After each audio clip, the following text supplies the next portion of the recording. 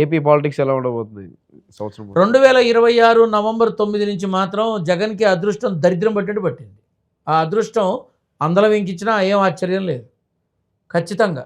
ఎందుకంటే సమయం చాలా అనుకూలంగా మారబోతుంది చేసే పనుల వల్ల. ప్రధాని మోదీ 8,931 రోజుల పాలనా కాలం పూర్తి చేసుకున్నందుకు జగన్ ట్వీట్ కూడా చేశాడు శుభాకాంక్షలు తెలుపుతూ.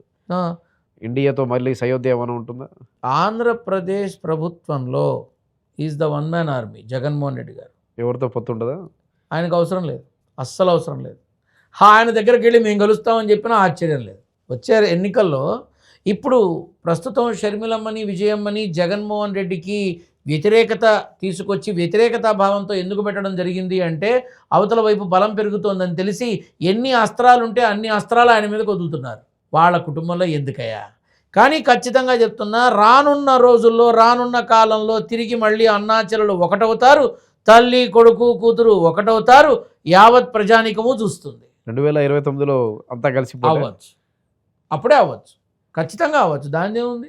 కానీ ఒకటి, ఇవాళ కేవలం జగన్మోహన్ రెడ్డిని ఎదుర్కొనే విధానంలో ఎక్కడ లడ్డూతో మొదలుపెట్టారు.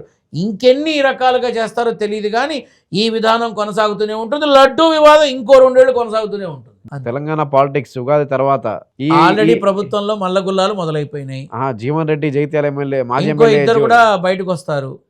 జీవన్ రెడ్డి ఒక్కడే కాదు, ఇంకో ఇద్దరు కూడా బయటకు వస్తారు. ఉండబోతుంది రేవంత్ వచ్చే జూన్ వరకు కొంచెం ఇతమిద్దంగా మూసీకి సంబంధించి వివాదం భారీగా నడుస్తుంది. అదే వీళ్ళ గ్రాఫ్ని పడగొడుతుంది.